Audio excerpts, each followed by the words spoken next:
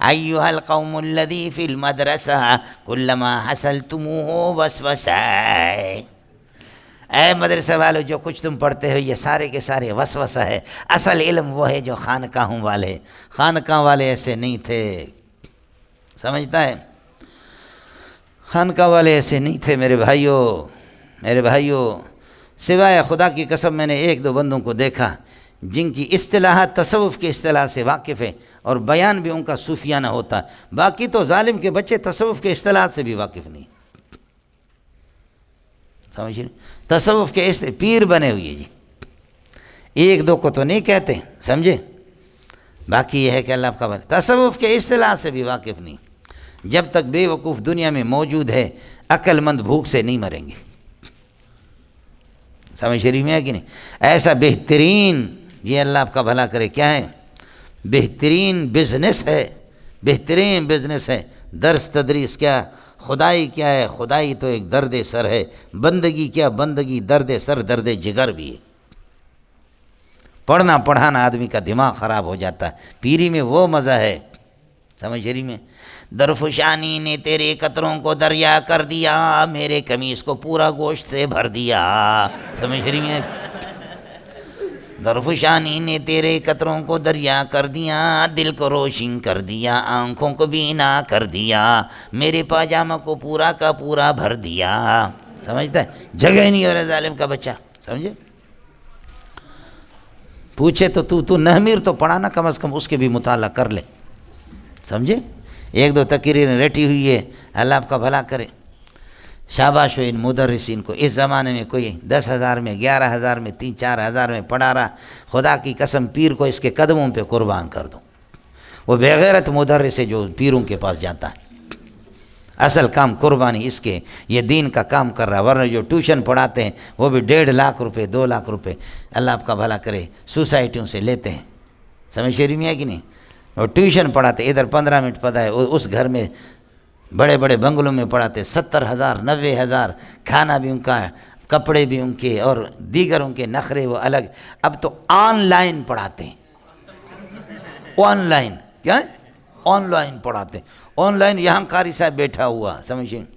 حمزہ زبر ا، با زبر با، تا زبر تا، سا زبر سا، سمجھتا ہے، یہاں ان کو بھی لاکھ 1.5 لاکھ، سمجھے، میں خود چونکہ جب ان کا ختم ہوتا ہے حفظ بھی کراتے آن لائن، سمجھے، میں جاتا ہوں جب مجھے بیان بھی کراتے، وہ باہر ملک والے اپنے بچوں کو لے کر کے آن لائن پہ اس نے حفظ کیا، اس کو 1.5 لاکھ 2 لاکھ، اور جب وہاں سے آتا ہے تو اس کو $، دیتا ہے، سمجھے، اب مدرسوں میں کون پڑھے گا، ملا حسن قاضی حمداللہ صدرہ شمس بازغہ اور ترکیب کرے گا، بلاغت پڑھے گا، تنخواہ اس کی کیا ہوگی، سمجھے، اب اسکول میں، اب مدرسے میں بھیجا، اپنے بچوں کو میں بھیجتا تھا، ان کو اللہ آپ کا بھلا کریے کہ 5-5 روپے ان کو دیتا تھا،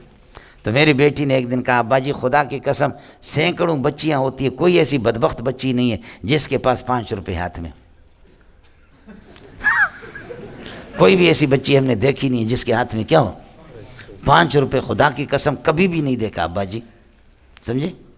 ہم کہتے وَبَشِّرِ الصَّابِرِينَ الَّذِينَ إِذَا أَصَابَتْهُمْ مُصِيبَةٌ قَالُوا إِنَّا لِلَّهِ وَإِنَّا إِلَيْهِ رَاجِعُونَ، سمجھتا ہے، تو یہ تقریریں آپ جانتے ہیں، معصوم بچے تو نہیں جانتے نا، سمجھے، اس لیے کاد الفقر ان یکون کفرا ان کے لیے، لیکن اس زمانے میں جو مدرسین پڑھاتے ہیں ان کا کمال ہے، مول صاحب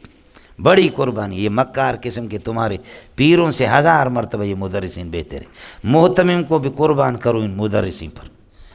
سمجھے، ایسے پھڈے باز قسم کے محتمم، سمجھے، محتمم خود کدھر پڑھاتا ہے، سمجھے،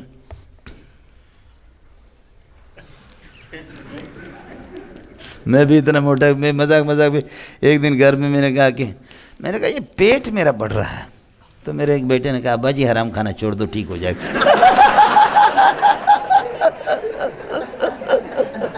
جیسے میں مذاقی ہوں تو بچے بھی مذاقی ہیں، اس نے کہا ابا جی حرام کھانا چھوڑ دو، حالانکہ ہم تو پڑھاتے بیٹھ کر کے، سمجھ شریف میں،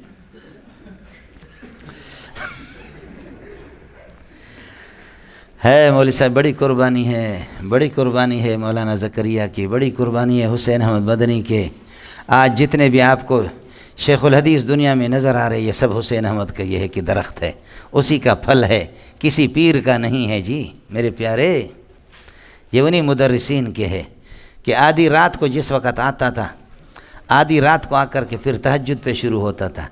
فجر کی نماز کے بعد پھر فجر کی نماز خود پڑھاتے تھے دیوبند میں، اور پھر اعلان ہوتا تھا کہ ابھی بخاری کا سبق ہوگا، ترمذی کا سبق ہوگا۔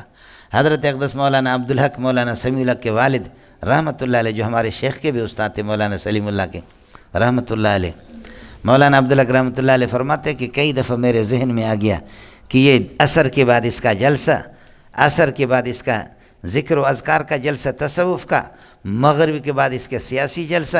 عشاء کے بعد اس کا سیاسی جلسہ، پھر گاڑی میں بیٹھ کر کے 250-300 کلومیٹر کچے راستے اس زمانے میں ایسے پکے نہیں ہوتے تھے، طے کر کے آ گیا دیوبند کی مسجد میں، اور فجر کی اذان سے گھنٹہ 1.5 گھنٹہ پہلے آ گئے، تہجد شروع کیا، اور پھر جا کر کے فجر کی نماز پڑھا دی۔ فجر کی نماز کے بعد کہتے بخاری کا سبق ہوگا، ترمذی کا سبق ہوگا۔ تو حضرت اقدس مولانا عبدالحق رحمۃ اللہ علیہ فرماتے ہیں میرے ذہن میں کئی دفعہ آ گیا یہ استاد جی ٹرخائے گا، پڑھائے گا کیا؟ آخر یہ مطالعہ کس ٹائم کرتا ہے؟ روزانہ اس کا یہی حال ہے۔ لیکن فرمایا کہ یہ تھوڑا سا میرے ذہن میں آ گیا، میں نے اس کے بعد اس سے توبہ کر دیا۔ جب سبق میں جا کر کے بیٹھ جاتے ایسے محسوس ہوتا کہ حسین احمد مدنی پورا سبق جیب میں اٹھا کر کے لایا، سمجھے؟ جب سبق میں بیٹھ جاتے تو ہم نے اپنے اس نظریے سے توبہ کر دیا کہ اولیاء اللہ اکابرین کے بارے میں اس طرح آدمی نہ سمجھے۔ مولانا عبدالحق خود فرشتے تھے اور خود اولیاء اللہ میں سے تھے، سمجھے میں لوگوں؟ یہ اکابرین ہے کہ جی ان کی محنت کی وجہ سے جہاں اس وقت حدیث کا اگر علم ہے کما حقو، قرآن کا اگر علم ہے تو حسین علی کی وجہ سے، سمجھے؟ حضرت قاضی شمس الدین رحمۃ اللہ علیہ حضرات جب گئے، حضرت اقدس علامہ انور شاہ کشمیری رحمۃ اللہ علیہ دیوبند میں حدیث پڑھاتے تھے۔ قاضی شمس الدین رحمۃ اللہ نے کئی جگہوں پہ ٹوکا، کہا کہ حضرت ہو تو رئیس المحدثین لیکن اس حدیث کا یہ مقصد مزیدار نہیں ہے جو آپ بتا رہے۔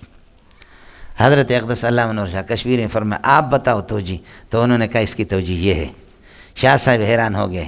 کئی جگہوں میں، پھر کہنے لگے یہ توجیہات تم لوگ کہاں سے لاتے ہو، کس سے تم نے پڑھا؟ ہم نے کہا حسین علی ایک فقیر ہے جو حل بھی چلاتا ہے اپنے مدرسے میں، اس میں اللہ کا زمینوں میں حل بھی چلاتا ہے، خود محنت مزدوری بھی کرتا ہے اور قرآن کا ترجمہ بھی ہمیں پڑھاتا ہے۔ تو حضرت اقدس علامہ انور شاہ کشمیری نے اپنے داماد کو احمد رضا بجنوری کو، جس نے بخاری کی شرح 22 جلدوں میں لکھی ہے، کہا کہ جس استاد کے شاگرد ایسے قابل ہے یہ قرآن میں بڑا قابل ہوگا، اس کے پاس جاؤ پڑھو۔